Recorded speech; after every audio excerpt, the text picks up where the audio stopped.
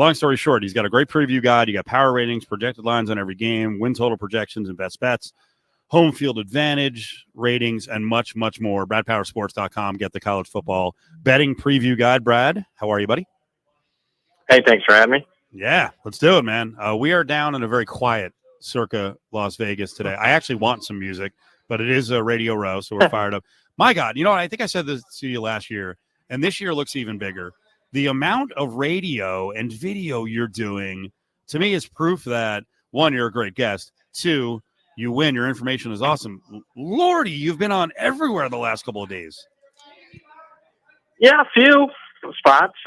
People seem to like me, or at least the thing with college football is a lot of people don't know anything about it. So even if I didn't know that much about it, people think, "Wow, he sounds like you know something about it." So I can be popular. Only if I win, though. I'm not off the greatest season, so let's see what this season brings us. You win a lot. Yeah, have you ever tried to just say some complete nonsense and to see if they'll even notice?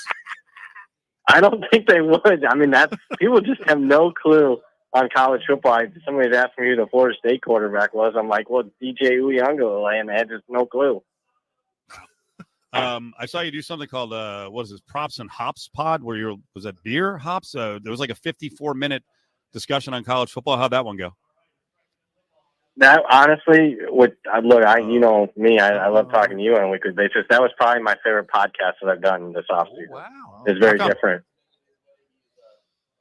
Yeah, I got asked like questions about, I was some deep dive, like high analytical stuff, and I'm not that sharp. I try to outwork people. It's not like I'm a high IQ guy, but then I also got asked about like Jaws and stuff. So it was kind of like this is your life type of thing. So it was different. I'll say that. All right. I saw another podcast. I'm just going to steal what they were talking to you about. It says why Brad is fading Texas. Is part of that because of the injuries? Yeah, good question. Some of it, yes, but I was already on the Texas fade train even before the cluster injuries at running back. This is a Texas team obviously making the jump to the SEC. In my opinion, even though they got a pretty good draw in the SEC as far as schedule, I just think from a talent aspect, the Kentuckys and the Floridas of the world are more talented than the Baylors and the Texas Techs of the world.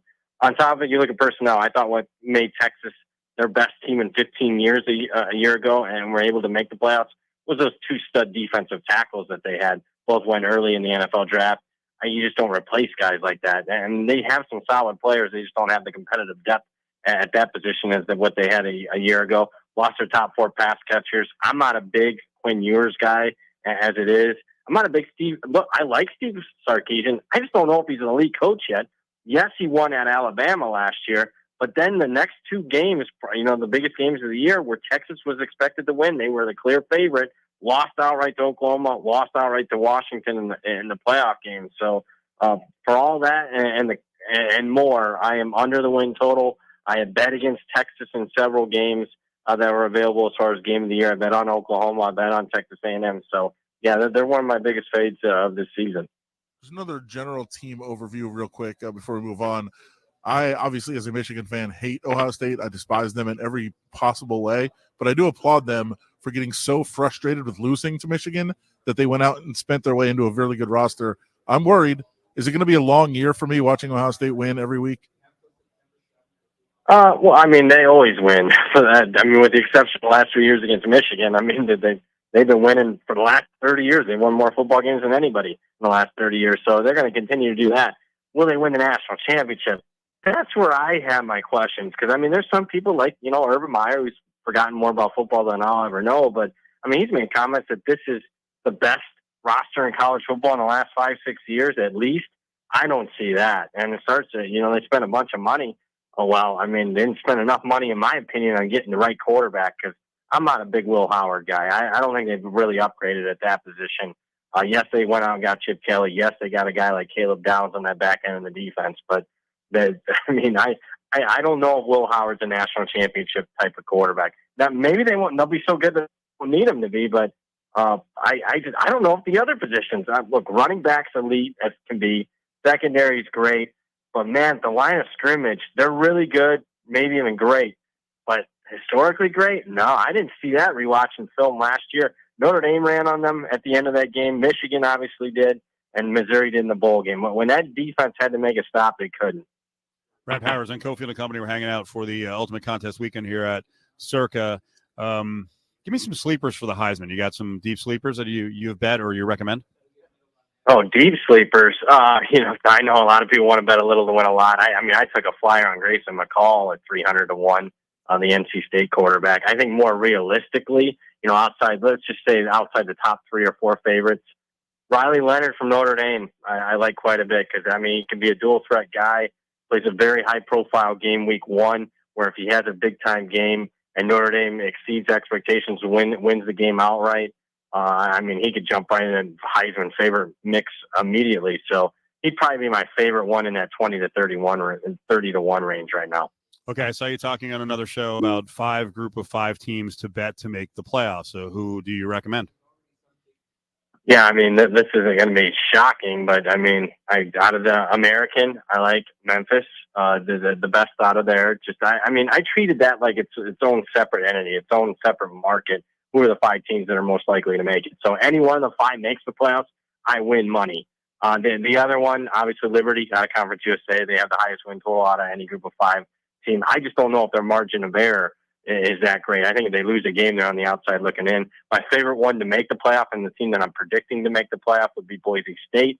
And then the 2 other ones I like, App State, they get a key home game against Liberty, which could be, when you're comparing, that'd be a nice feather in their cap if they win a home game against Liberty and if they're comparing conference champs. Then the one that's kind of off the beaten path that I bet, Texas State.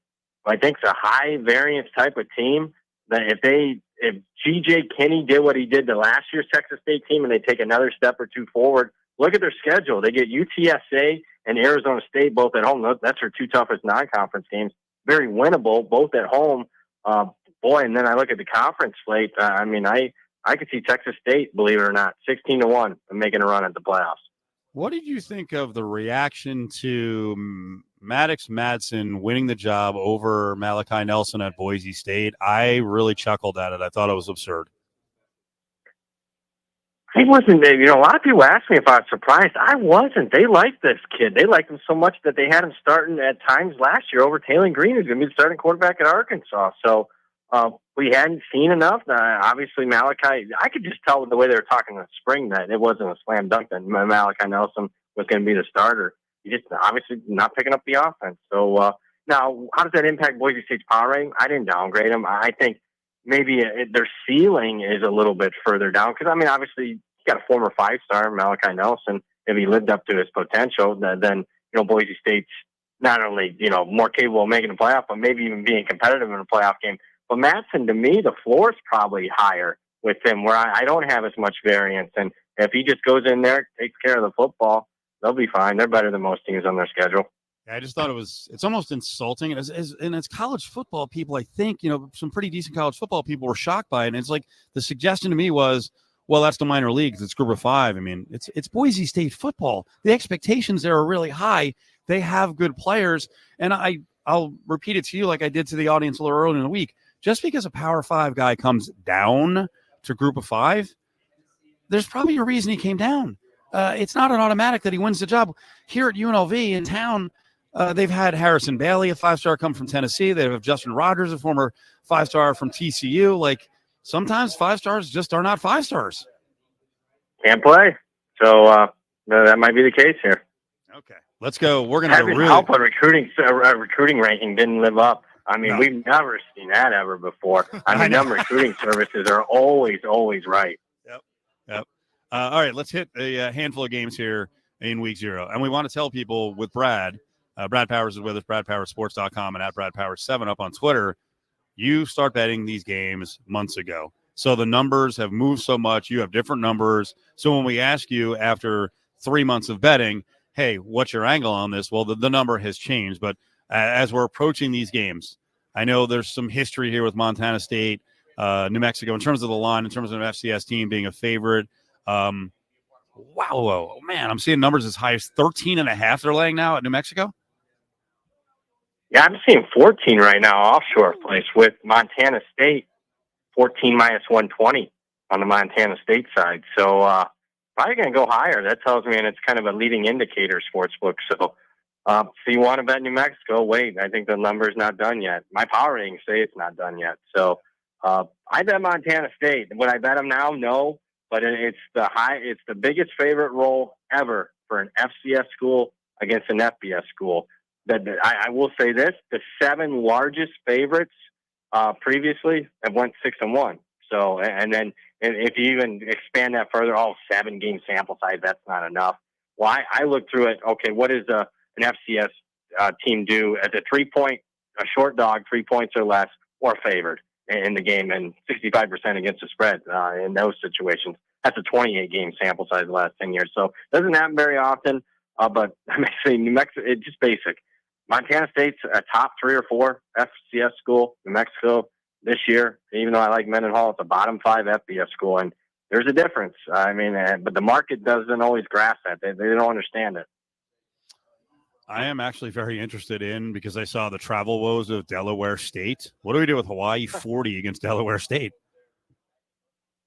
I didn't bet it. This is one that I can cry along with everybody else. I didn't get a number. It was one book open 27. I didn't see it. And it only lasted like an hour. There was just a really bad number. I didn't bet it. I think if I had to bet it, it'd be Hawaii. Delaware State's a horrific FCS school, bottom 5 FCS school. I mean, last year they played Miami, Ohio, and Army.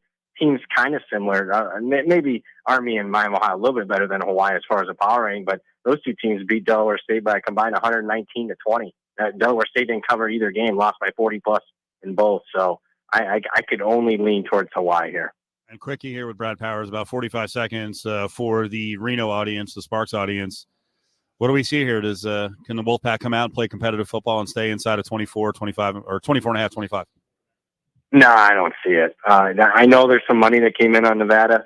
There was 27 earlier this week, but SMU's a little bit banged up. And then they're going to play their backup quarterback. Well, their backup quarterback's pretty good, and I actually think it's a positive. You go in and keep running your offense with your backup. I mean, that makes me want to be more on the SMU side. But I wouldn't lay 24 and a half, especially when it was 18 and a half earlier this summer. Brad, have fun this weekend. I know it's not fun for you, but, while there's a smaller slate, have fun. Enjoy the games, okay? Have fun, man. This is my life. I love it. I watch any football. There you go. Brad Powers.